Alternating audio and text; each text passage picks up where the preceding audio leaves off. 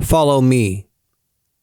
As Jesus passed on from there, he saw a man named Matthew sitting at the tax office, and he said to him, "Follow me." So he arose and followed him. Matthew 9:9, New King James Version. There are two important situations in this verse: Jesus passing by and Matthew standing in his tax office. I take the whole world as a tax office, in which all people stand around and collect taxes. All people are clerks in this great tax office. Whoever they are, whatever position they occupy, they are all handling certain materials. They are engaging in exchange, giving and taking in this tax office. And what is a tax office? Certain goods that go in and out of the tax office and bring an income. This is the external appearance. But man himself is also a tax collector. Something is constantly entering him. Sometimes many good things come out of his mouth, but sometimes many bad things come out as well. Jesus passes by and he's an ordinary man without a position, without any title, and he says to the tax collector, "Follow me." He leaves the tax office and follows him. From the point of view of modern cultured people, only idiots can do this. That is, people whose position is assured. Only they can leave their jobs. But the fact that some Jesus who preached some doctrine passed by without expecting anything in return. It's hard to understand why and for what reason a person can leave the tax office. But you'll say, "Today even our daughters are leaving our houses." Yes, they're leaving, but more officially. Regarding your daughters, the in-laws, maids of honor, and the best man will come. There will be carriage rides, there will be conversations. One side will want more, the other one less, this and that. There will be a contract, and finally you'll decide to let go of your tax collector, who used to be in your home, because she is no longer a necessary clerk. There are younger ones to take her position. You say, "The old clerk who worked for 20 years can now be released from her duties, because the younger ones will take her place." If you're in the village when some young woman is getting married, the brothers-in-law will come, along with the wedding guests in a cart decorated with flowers. There will be pipers with bagpipes, with whistles, and they'll steal your old tax collector. There will be singing and dancing from one tax collection office to the next. One of the situations is right, and the other situation is right. When the young woman is getting married and going down that way, this shows her outward conception of life. When we are only interested in the external form, the external things that we experience and feel, these things carry us away. Naturally, they exert a greater influence on us. But there are also those things that exert an inner influence on us. I will give you an example from life.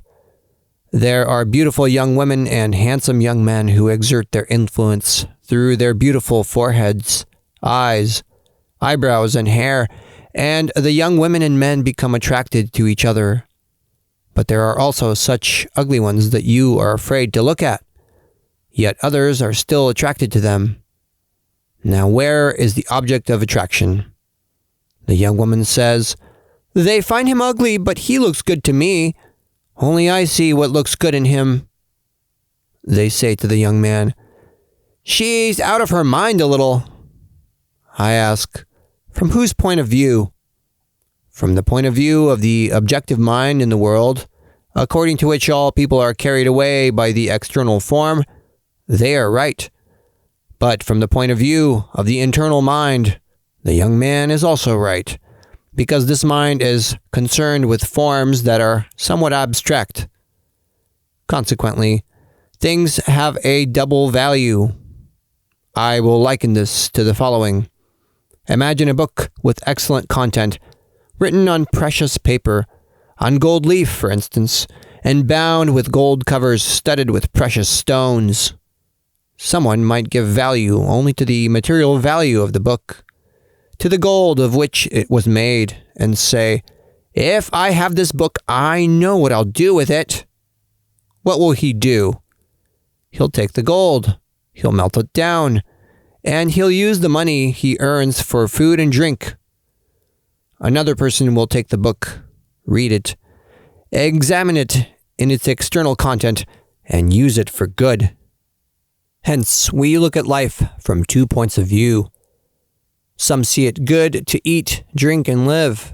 In other words, to enjoy oneself externally, while others, on the other hand, examine the inner meaning of these things in life.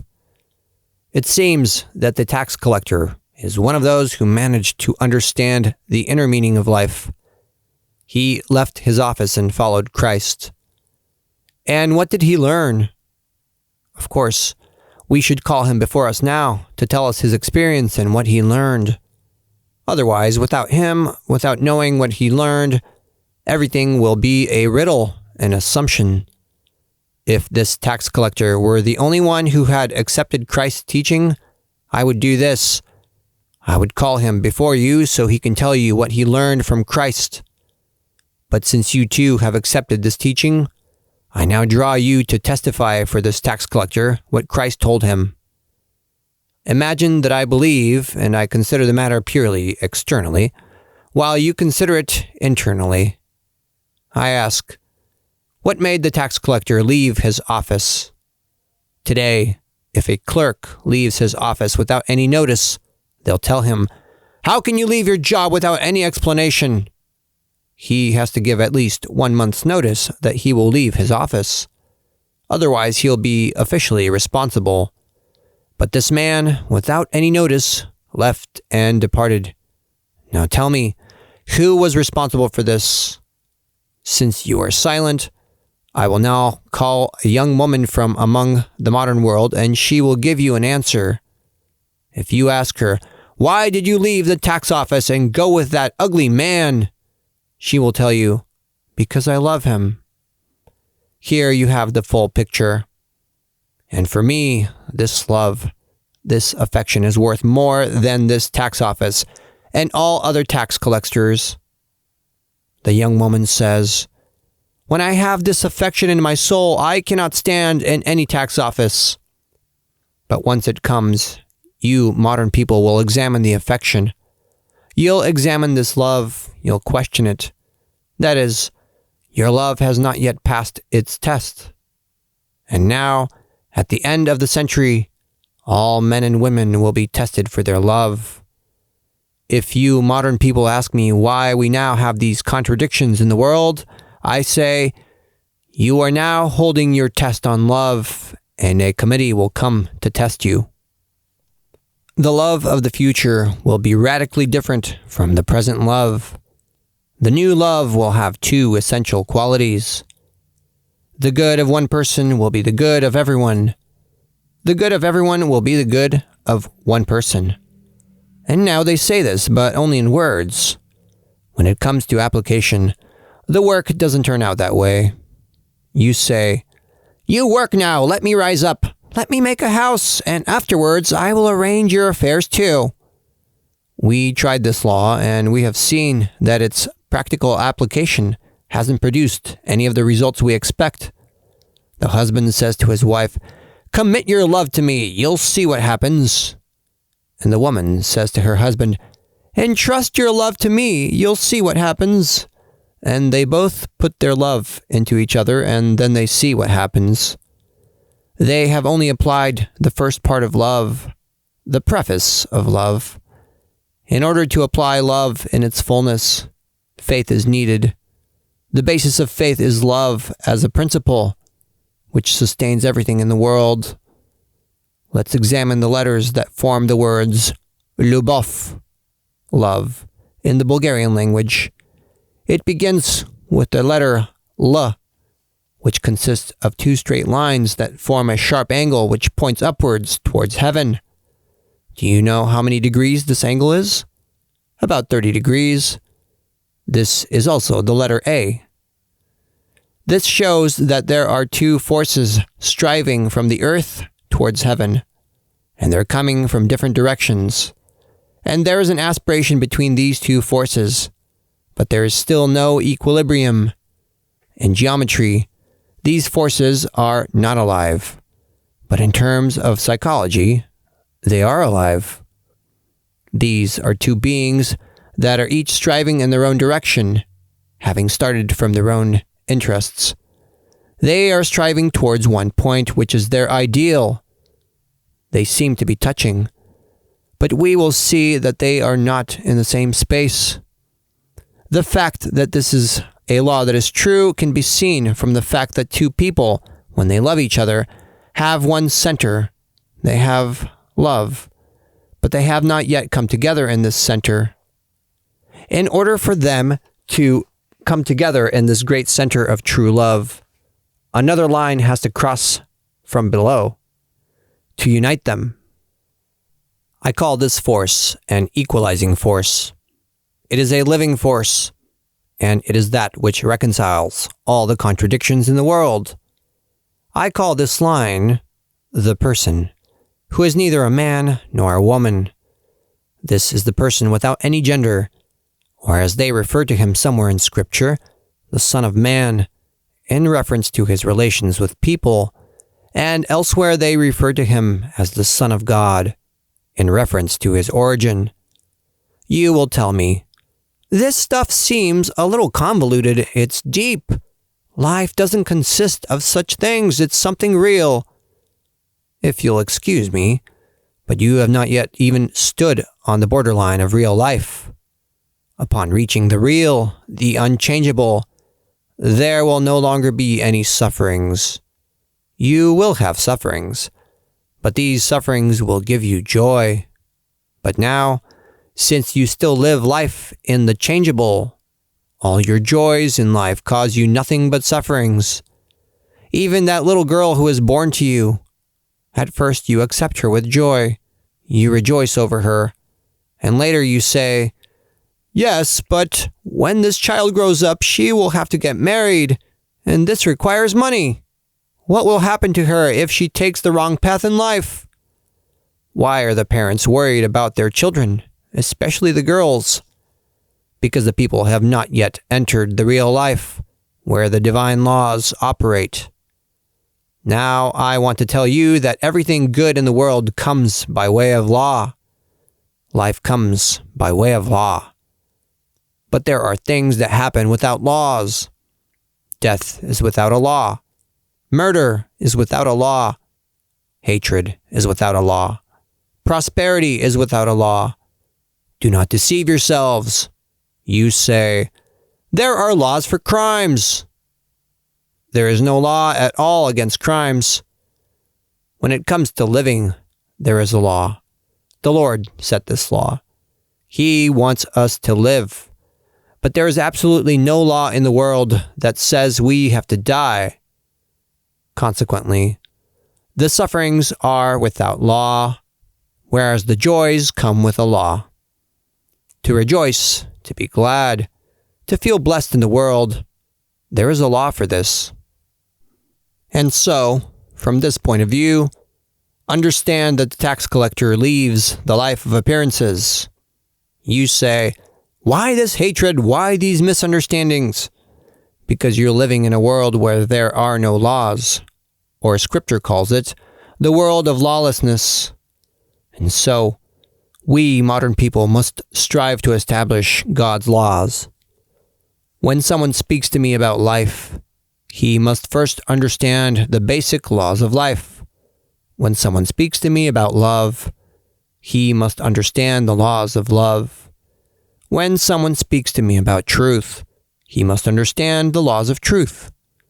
We go from the top down, which is why you can't understand the truth outside its laws. Now, when I speak of these laws, I don't mean laws that have been established by modern scientific people. The laws I'm referring to are alive. I believe that the world we live in, everything is alive. Everything is intelligent. Now I will interpret what kind of man the mitar tax collector was. His name suggests this. I can grasp the nature of the mitar, tax collector, from the first letter of his name. This is what his name says, mainly his first letter, M. After working as a tax collector for a long time, this person experienced all the philosophy in the world, and he found all these things to be empty and meaningless. He saw that all these things are like a watermill that grinds, in which there is no meaning, and he thought about freeing himself for a long time. This is what the letter M means. It's a bottle that is turned upside down, which is being emptied. The second letter, E, shows that the mind of this person was ready to engage without any sophistry, without any contradictions.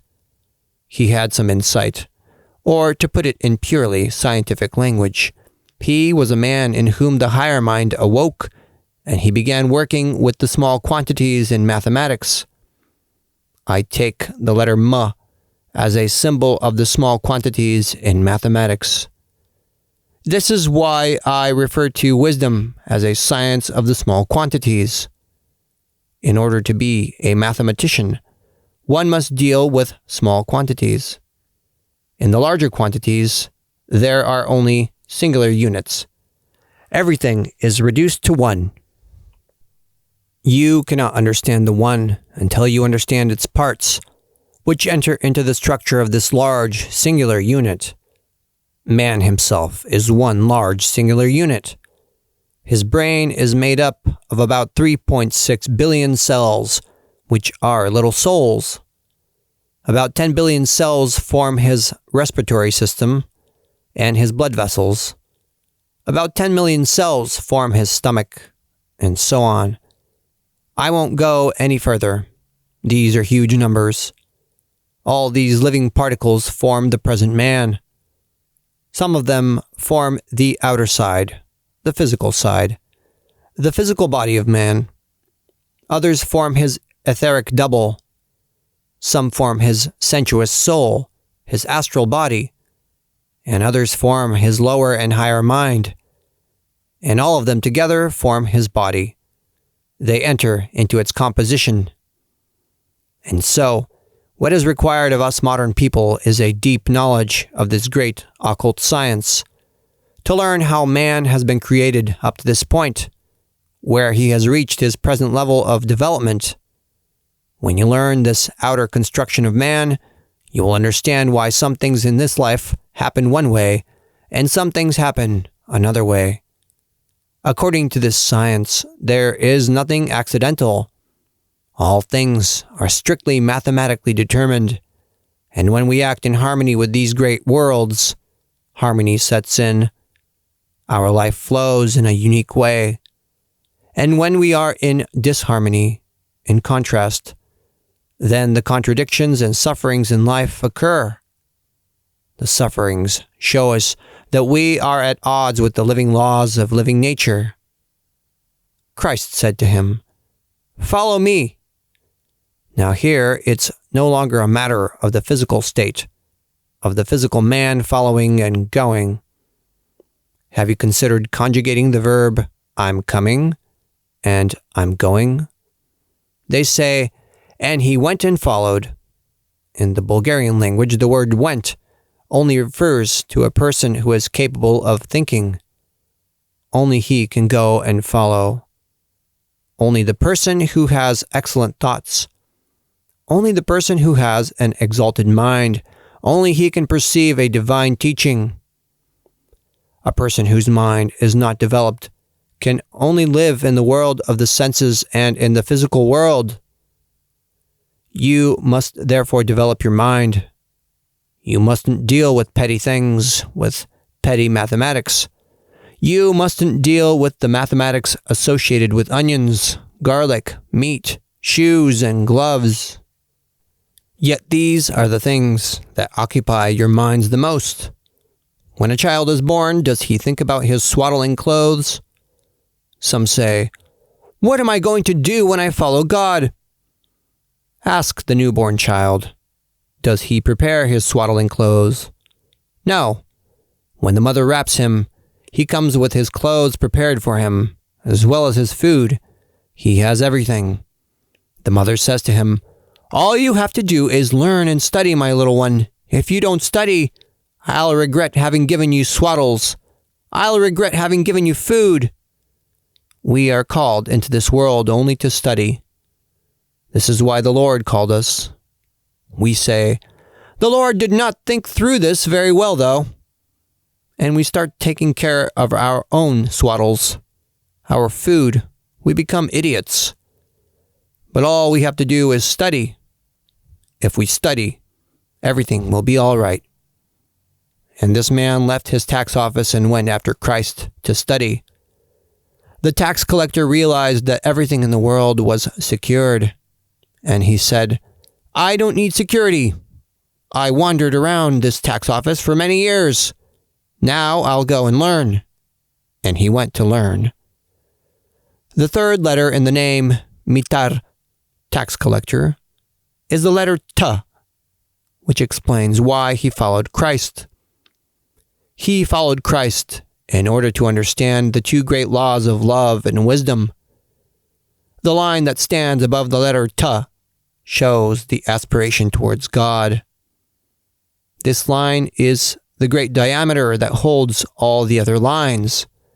And the second line, the perpendicular one to the first line, it stumbles the person and says to him, "When you go to God, what do you want? Is it money, food, or to study from Him?" Now wisdom stumbles everyone. When the woman marries, wisdom asks her, "Why did you marry? Did you do it so you could study?" "No, I was a maidservant when I lived with my mother. Now I want to live a little more lavishly." "Well," says wisdom, "I'll give you something lavish." What happens to you afterwards? Tears, sufferings, and difficulties come into the home, and you start repenting. "Why did I have to marry?" That line up there, above wisdom, says, "Why do you marry?" Marriage is a school. Every school has its own meaning. But if you take marriage as a means to an easier life, you're not on the right track. You say, "Me and my beloved are going to live like two angels." Yes, the man is an angel without wings, and the woman is an angel without wings. They are both living without a law, and the man says, "That's where the stick goes, and if the food isn't cooked well or on time, that's where the stick is going to dance." "Huh?" she says. "How is that so?" That's how it goes. That's the way it goes. This is the law. It's a law standing at the forefront of many other laws. Before marrying, the man says to his beloved, "My little angel." But upon marrying, he's going to hold you differently. He's hiding the stick. And upon marrying, he shows it and asks his wife, "Do you see it? It came from heaven." This is a law. This is how it's written. The backside is going to get bruised. This is what the teachers did at one time.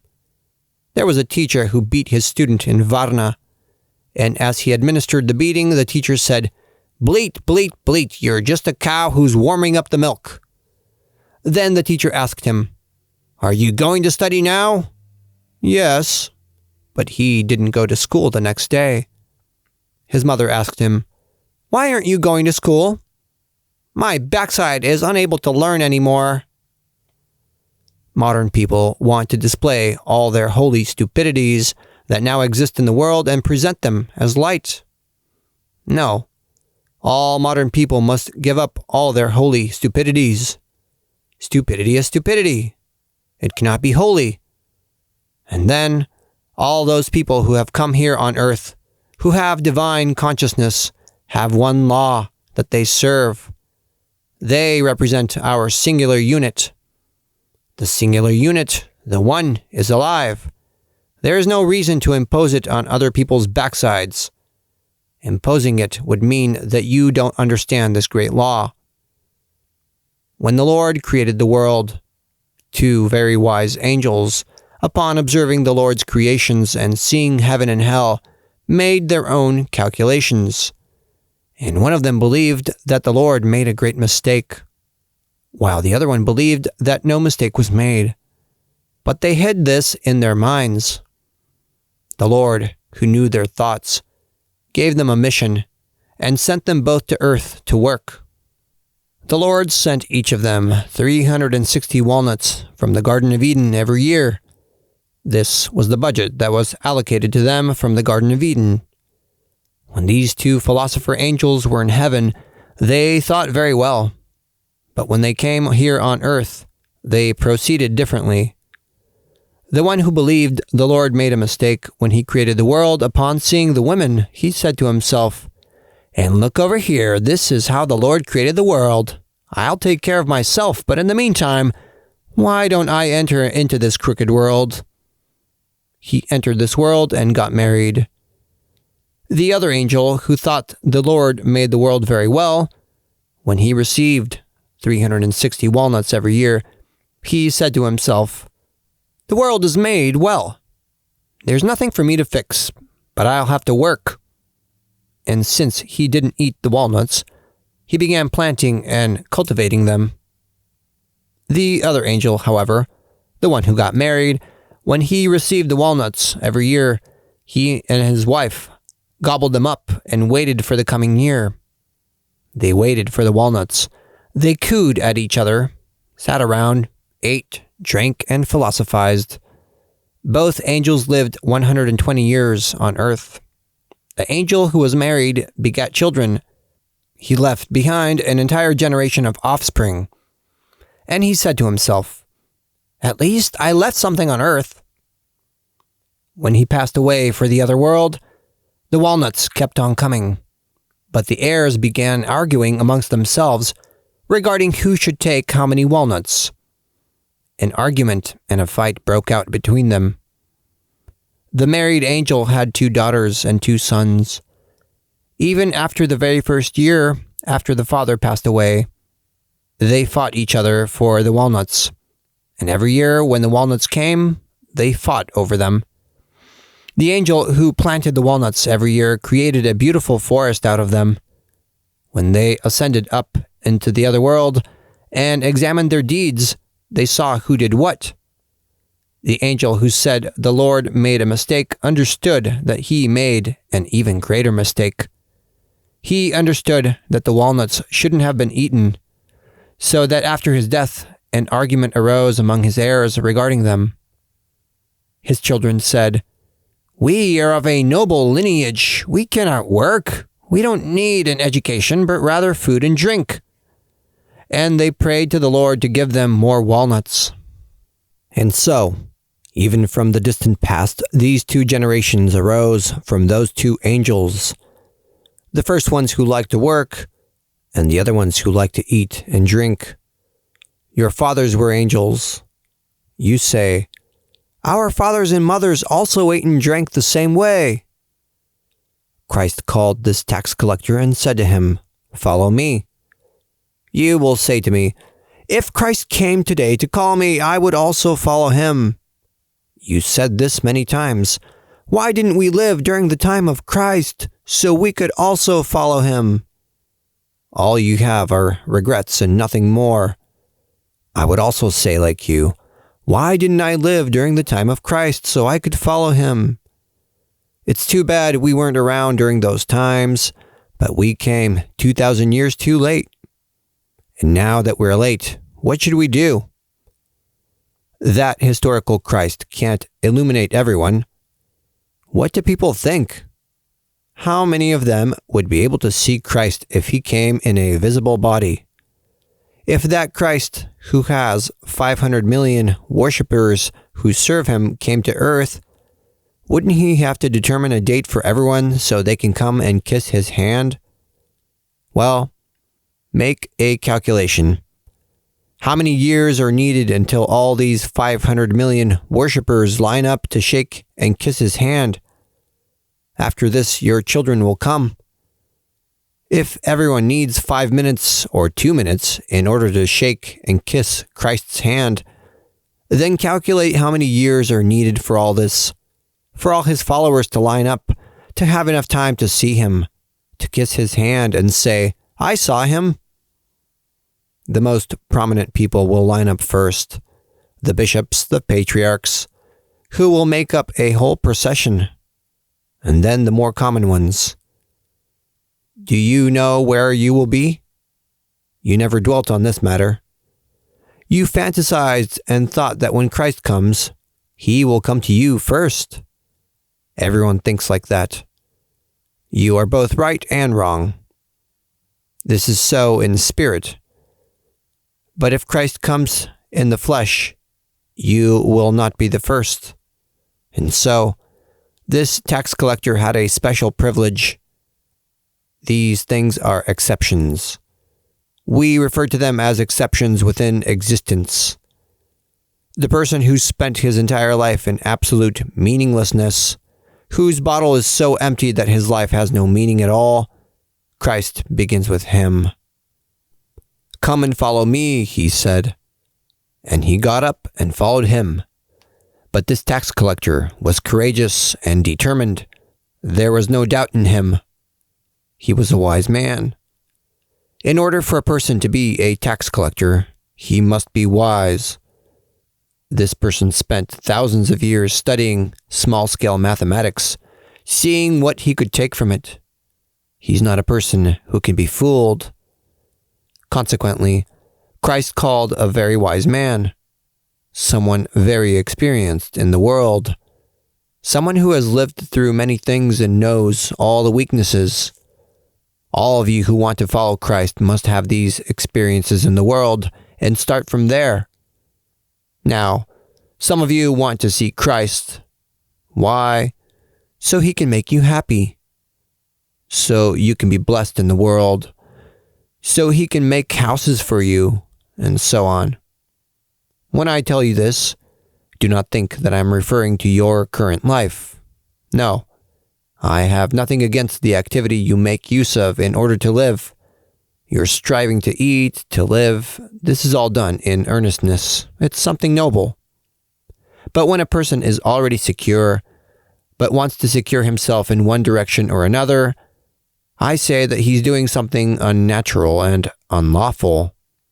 And if your whole mind fills up with money, with numbers, with lenders throughout your whole life, every day you think about how much you have to take, whom you should file a lawsuit against, then I ask you, one day after you die, what meaning did your life have?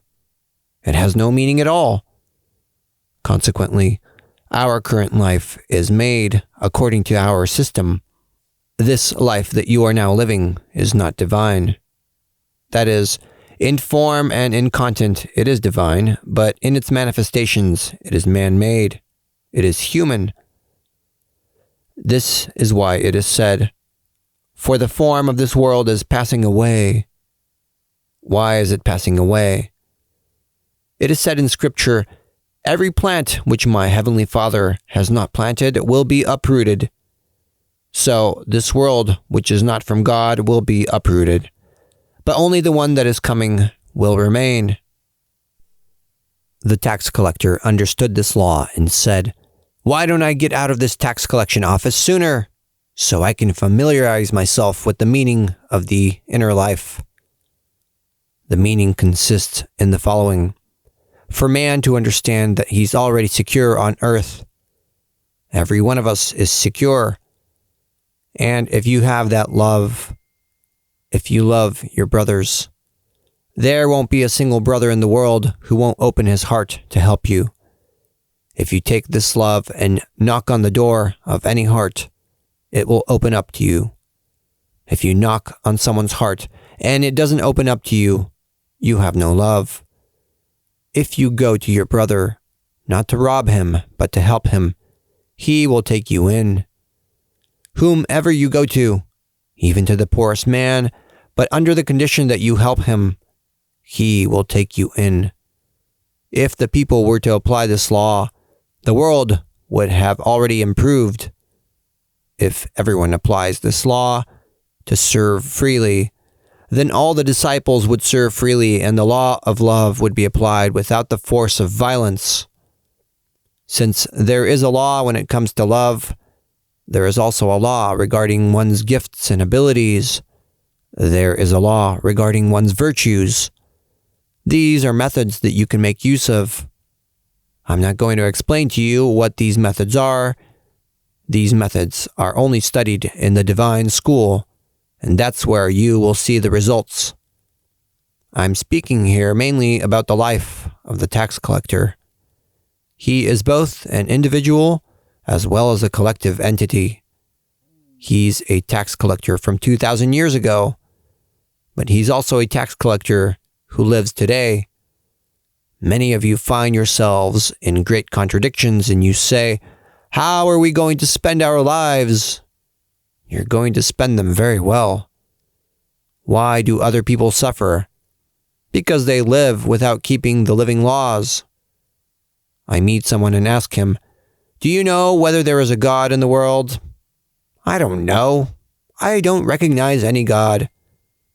If a person doesn't know God, from whom he receives all good things, what can you expect from such a person? There is a verse in Ezekiel that states, "Can these dead bones come to life?" In that sense, the bones refer to a purely physical world. The prophet says, "Lord, only you know whether these bones can come to life." Then tendons come and cover these bones. The flesh came and covered these bones. It brought them together. It now has form. This life is now beginning to manifest. But the spirit who guides this life is not there. Then the Lord says, "Prophesy that life enter into these bones." This is the third element. Some are dead bones, others are covered, and a third kind are awaiting the coming of the Spirit. Modern day people have reached this condition. Their bones are covered in flesh and blood, and they think that when the Spirit comes, the world will be resurrected. This is correct. In another sense, it says, these three worlds, the physical, the mental, and the spiritual, must unite. The physical world is the foundation upon which the astral and mental life of man rests. The feelings of pleasant and unpleasant things manifest in the mental world. All the feelings we experience. In the physical world, only our aspiration and actions manifest. Whereas in the spiritual, everything divine that directs our feelings. Only the divine determines what our feelings and actions should be. If you have a soul that doesn't know how to feel correctly, and you go and visit someone as a guest, then the host of the household will receive you with a frown and a scowl. You say, "He doesn't like me. I'm not going there again." Why? You feel discomfort. Imagine that your arm is dislocated and I take it upon myself to put it back in place. But by doing this, you feel pain. When you leave my presence, you say, "He's not an expert at this." Why? Because you feel pain. I want to heal you without any pain. The frowning of the eyebrows is not an indication that the host accepts you inhospitably. The pain is also not an indication that the person who is healing you is not an expert. When the young woman wants to retain the pleasant impressions of her beloved deep within herself, she closes her eyes. By doing this, she's trying to say, "I make myself blind to this world. I don't want to see this world." The young man says, "I, however, want to keep my eyes open." A young woman who wants to keep her eyes open will end up selling her beloved the very next day. Keep your eyes closed during the day and open during the night. They're closed when there's daylight and open when there's darkness. Consequently, every frown of the eyebrows is an indication that this person means well. When a person means well, he clenches his eyebrows so that less light might enter into him, so he can concentrate his mind. However, the one who doesn't want to think is like the moon, which fills up and empties like a bottle, but which lacks any kind of thought. Consequently, since the eyebrows are placed above one's eyes, they regulate human thought. They regulate how much or how little energy the brain must expend. They are a regulator of human thought. This is why the eyebrows either tighten or open up, but they have to be in a horizontal position. Hence, when you either tighten or raise your eyebrows, you have to have a fixed thought within you. Now let's return to the mitar, tax collector. The fourth letter in his name, the letter A, shows an aspiration in him. This man has a noble aspiration. He descends from above and goes down to help others. The last letter in his name, the letter R, indicates a person who has learned how to discern the causes of both good and evil in the world. That means the tax collector is a person who busies himself with the mathematics of wisdom. He applies this knowledge of mathematics for the benefit of himself and his fellow men. He studies the law of love and wisdom, of doing God's will, of knowing why there is good and evil in the world. And this man found Christ. When Christ comes by your tax collection office, he will look for your tax collector. If you don't have such a tax collector in your collection office, your collection office is gone. This tax collector says, "I don't want to serve at a collection office that has no laws." Someone comes by and says to him, "You can extract more tax money." Whether he wants to take more tax money or not, he examines the actual results and sees whether he can gather the money in a roundabout way. The tax collector says, "I don't want to work at such a collection office. I don't want to serve such wolf-like laws, but I want to work where the relations between giving and taking are even." Then Christ said to him, "Follow me," and he followed him. Well, now you want to see Christ physically, right? Those of you who are married have Jesus in you. Your husband is Jesus to you. Here is your physical Jesus, but you don't acknowledge him. You are like those Pharisees and Sadducees who say, "It's not him, it's not him." What does your husband have to do to convince you that he is? He says, "I am your chosen one." The woman says, "It's not him, it's not him." So she looks for him. In regards to you, Jesus has come, but you don't acknowledge him. You seek him in some priest. You seek him somewhere else. He's not there. Some clairvoyant comes and you say, "He's here," but he's also not there. You seek him in one church. You seek him in another church. He's not there. "Hey, he's going to come from heaven." He's not there. And finally, when he's not anywhere to be found, people say, "This stuff is pointless. Why don't we eat and drink?" I will give you a description of how you will know Christ and how you will find him. If you wait for people to show you where he is, you won't find him anywhere. Christ will come within. He will come from within you. Your soul, your spirit must recognize him. Everyone needs to have this revealed to him in person. His own spirit needs to reveal to him who Christ is. But some people think and say, "I think that so-and-so is Christ." Someone else says, "I also think that so-and-so is Christ." You can't resolve the matter with these kinds of assumptions. Each person must have a clearly defined thought. In fact, he should know who Christ is. Christ says to his disciples, "Flesh and blood did not reveal this to you, but my Father has revealed it to you." He also says, "No one can come to me unless my Father draws him."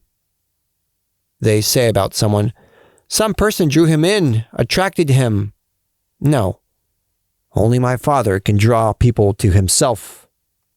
Neither eloquence or sidestepping can draw people in. Why is it that only the Father can draw people in?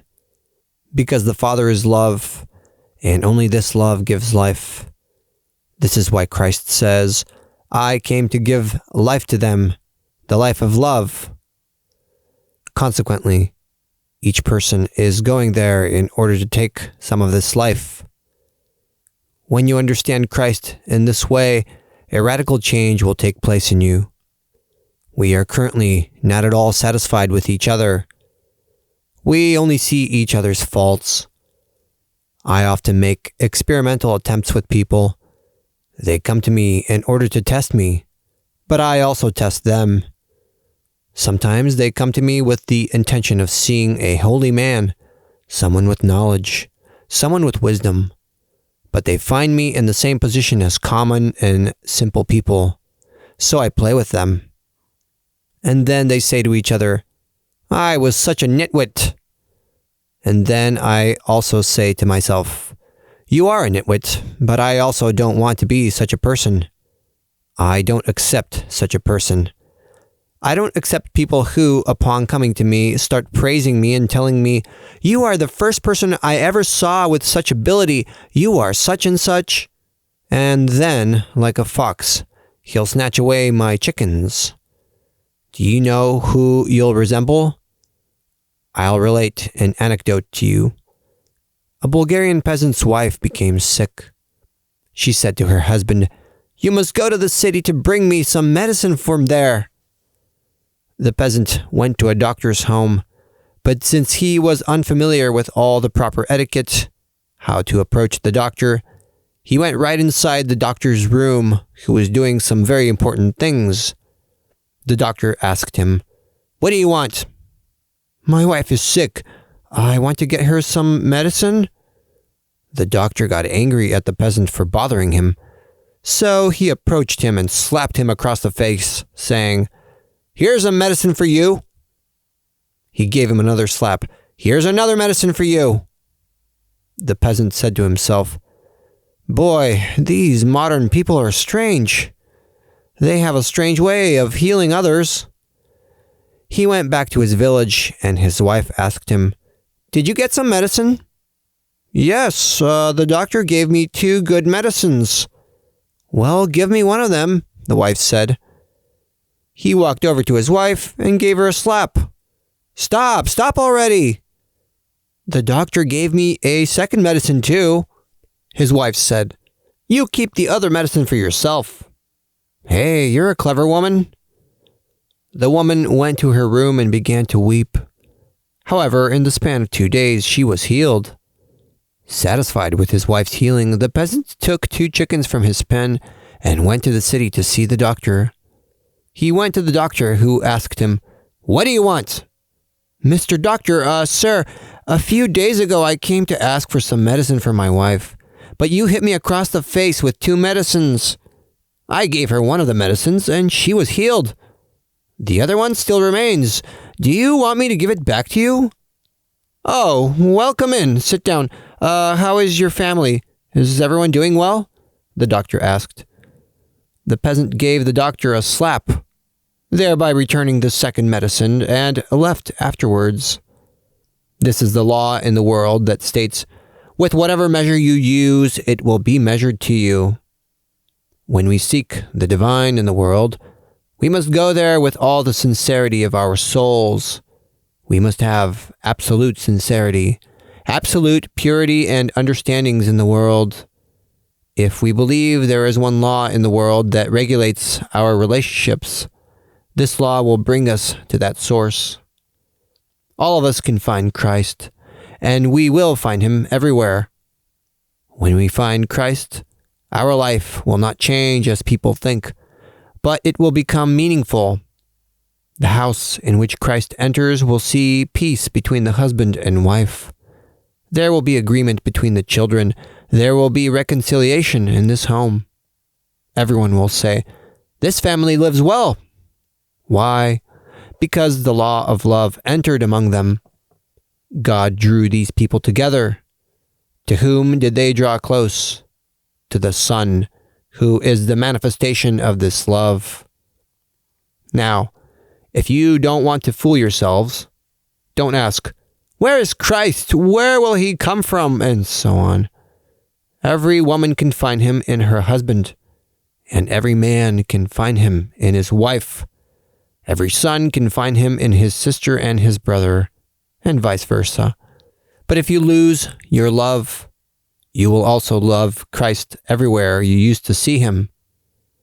That which we are seeking is the meaning. It's the love. It's God who is love, which will come into the world. It will awaken the supernatural consciousness in us. Then will come the transition from physical life to the mental one, from the mental one into the spiritual one. Only in this way will we find the connection between the physical and mental life, between the mental and spiritual life, or the angelic life. We cannot describe this. We can only see it. Seeing will come only when all of you perceive love. You already have the preface to love. The love you have right now is, as the Bulgarians say, the blind Sabbath. The blind Sabbath, the blind love is working right now. But the other one will be the great love, the unification of all souls so they can work for this great God, and he is manifesting himself. Men, women, children, these are all objects in which the law of love will manifest. Consequently, everything in the world is an object in which love resides. It is only now beginning to manifest. There are beings who have been working for thousands of years for the coming of the living God, so he can manifest. In one sense, he has indeed made himself manifest, but in regards to that great love, he has not yet manifested himself. That which is now coming into the world is so great that all the angels are appearing to see what will be. There is a lot of interest in all of heaven. This is not an aspiration only among you, but it's also an aspiration in all of heaven. All the intelligent beings whose consciousness is awakened are awaiting the moment in which the great Lord is coming to manifest himself. Those beings whose consciousness is awakened will perceive this beam of light and will be resurrected, whereas the others will remain asleep. This is why it is said in Scripture, "Therefore stay awake, for you do not know on what day and what hour your Lord is coming." This is a festive day, during which he will pass by and say, "Follow me." Will your consciousness be awake? Or are you going to say, "Lord, wait, I haven't settled the matter with the tax collection office yet. I still have a few small accounts to settle with some people"? No. If he passes and calls you, you must say, "I'm coming right away." You have to do away with everything right away. No more accounts. No more waiting. But wait! No, you must resolve the matter right away. And there are those philosophies where this and that, where such and such was written about the matter. No. What is written must be understood by our awakened soul that lives within us, and our soul must interpret the truth for us. Then we will no longer learn from other people, but we will all be taught by this love. Then there will be peace, and not a single trace of the unrighteousness that exists today will remain. We won't learn from each other. Even I don't want to teach you right now, but I want to pull you out of all the old delusions that are lodged in your minds. Some believe they can be resurrected with any kinds of bodies. Others believe they will be resurrected with their old body. For instance, someone dies with a body that weighs 100 kilograms. Another person has a body that weighs 60 kilograms. Well, with which body will they be resurrected? Is it going to be the one they died with? The evangelists argue over this matter. You're not going to be resurrected with this body. You're going to rise with another body. Your faces that you have right now will change. They won't remain as they are right now. Yes, all of you will change. In what regard? When this transient matter is pulled away from you, Then you will see the beauty of the human soul, the beauty of the human heart and spirit, and then you will come to understand what it means to be human. When you look into a person's heart that is filled with love, do you know what kind of light, warmth it has within? Someone says, "I love you." I look into his heart and measure how many degrees the fire is within him. He has warmth, and I know how much he loves. Someone says, "I'm wise." I measure how many degrees his mind is. I'm not even speaking figuratively. The most beautiful flame in life that the human eye can see is love. When this flame is lit, only then does life become meaningful. When a young man sacrifices himself for some young woman, does he actually sacrifice himself for her? No. He sacrifices himself for the burning flame. While the flame continues to burn, she's the one. Should the flame fizzle out, she's not the one. While the flame continues to burn, he's the one. Should the flame go out, he's not the one. While the flame continues to burn, he is Christ. Should the flame go out, he is not Christ. The flame must burn. Scripture says, "Do not burn away the spirits." The Spirit is the divine that burns. Do not extinguish this flame. While it burns, you will continue to have this aura, which will protect you from all the bad conditions in life. Whoever has this flame doesn't get headaches, nor do his lungs hurt, nor does he get cholera, nor does he catch the plague. He doesn't need quinine, nor does he require a purging laxative. But now, those who don't have the Spirit within themselves don't have this flame. So they start philosophizing. They say, "It can't be this way, it must be another way," and so on. No, there's only one way to live. When I tell you one word, this word shouldn't have any other meaning. It should have only one meaning. All of our thoughts, all of our feelings, all of our desires, and all our actions should have absolutely only one meaning. We must never be divided. We must never give people a reason to think badly of us. All our actions should be measured in such a way that we do not judge ourselves, but strive to be pure in our lives. Consequently, if you want to understand Christ's teachings, the first thing you need is purity of heart and light in the mind in order to grasp his fundamental manifestations. And when this teaching comes, it will reform your life. Just as in the present life, food, air, and light are the external forces that reform human life, so the divine is the essential in life. It is what gives birth to freedom in people. What is deceitful gives birth only to disputes and murder. Wherever freedom comes from, in whatever way it comes, it is divine. The person who came to you and gave you help is divine, but someone else who might be orthodox, who might be holy, but who didn't give you help, he is not from God. Consequently, Christ says, "Follow me," and he left the tax collection office. So now, when you also leave this tax collection office, it's not enough to merely leave it, but you must also apply Christ's teaching from within.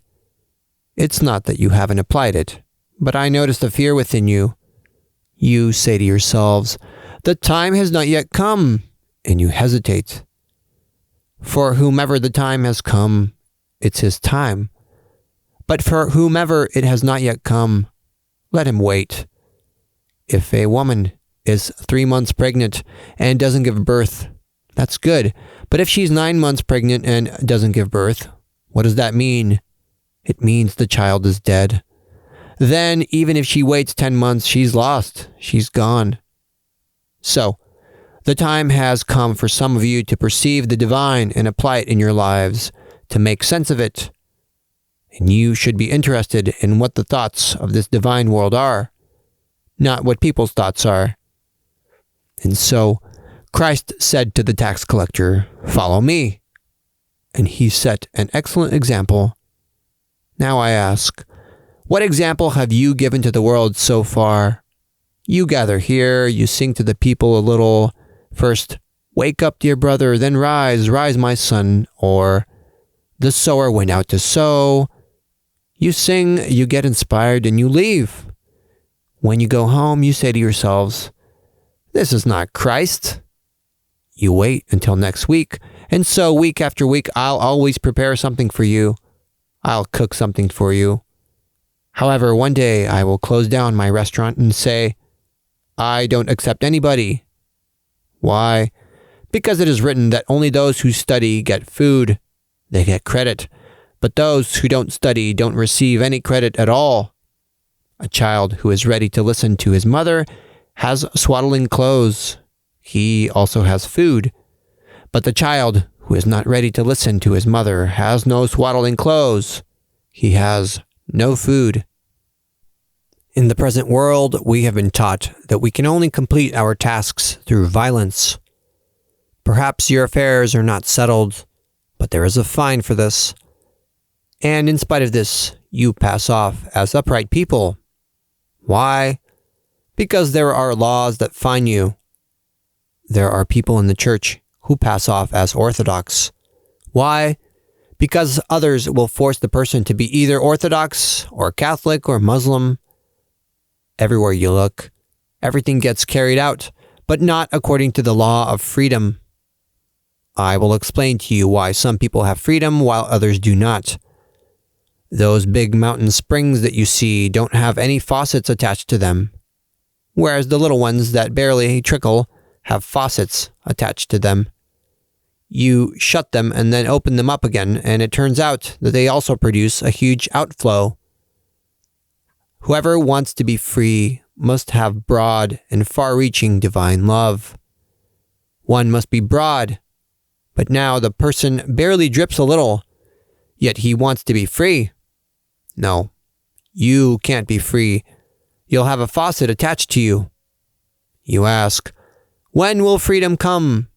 When you unite with that great law, and Christ says from above to let in more water. When Christ comes, he will reconfigure all the faucets, and then a lot of water will rumble away. Boom, boom. You will say, "It's rumbling very loudly." I prefer that some of you rumble rather than remain quiet. If we want silence, we'll find it in the graveyards. But when we reach life itself, there can be no silence there. And so, boom, boom, boom. Those of us who hear this booming sound will listen closely. When your hearing develops, when you enter into this momentum, in this great rumbling, in this booming sound, you will see a great harmony. What seems disharmonious to us is seen as harmonious to those in heaven. And so we perceive our life on earth as a disharmony. So we constantly suffer. We transgress laws. Now we must all return towards this great law and fulfill it. And so, what does this law rest on? Have faith and believe. Faith is based on wisdom. It rests on the great divine law of love. These two principles must enter both in your hearts, minds, and souls, and they must work there. I don't need to preach to you that there is a God, but we must know this and speak to each other in another language. If you were believers with faith, I would hold a different lecture before you. I would describe to you the changes that occur in heaven, the kinds of letters there are from your mother, from your father, the kinds of letters that come from your brothers, from your sisters, what they decided to do, the kinds of changes that will take place soon. But now, you busy yourselves with empty things and say to yourselves, maybe he's there, maybe he's not. It might be so, it might not be so. We'll continue holding on to our old beliefs. The old things are our holy stupidities, whereas the new in the world is the love that will come to transform the people. It will radically transform everyone. When this love comes, it will have to give freedom not only to the people, but also to all the plants and animals. When it gives freedom to the people, it's well understood that it will not only give freedom to one class of people, but to all the classes. It will affect all of existence. There will be order and organization on the entire face of the earth. This is the divine teaching. You will say, it sounds ideal. It is applicable. It can be applied. As long as we accept that great fundamental law within ourselves, it will not come easily. There will be casualties. I honor the memory of all people who died for the truth, for their teaching, for their idea. These people have my respect. All those who suffer in order to uplift humanity have the honor and respect of all the good people in the world. Today, Christ is passing by your tax collection office and says, Matthew. And you ask, who is this Matthew? Is this Matthew the firstborn? Yes, you will understand who this Matthew is. Once you hear the word Matthew, you will say, I'm coming, Lord. When the man hears others calling him, he must say, I'm coming, Lord. What will Christ say to him? Go back to your home so you can apply my teaching. When the woman goes to Christ, he will tell her, go back to your home so you can apply my teaching. When the daughter and son go to him, he will tell them, return back to your homes so you can apply my teaching. Return to your homes and societies. Proclaim these things to the world. This is the true teaching that will improve everything. Matthew, where are you, Matthew? Are you alive? You still can't hear his voice. He already got up and he's rubbing his eyes. There are some people in whom Matthew has sprung to life. He's already up and moving. Matthew must be resurrected today. This is a great teaching. Just as the day is nice today, this is what awaits you in the future. If you perceive the love and wisdom, from now on your life will be like the day today. Everything will be clear. You will be refreshed and invigorated. Do not erase the old life. Erase all your misunderstandings, all your crooked understandings, whatever was said, this and that. Erase all your turmoils, along with other things.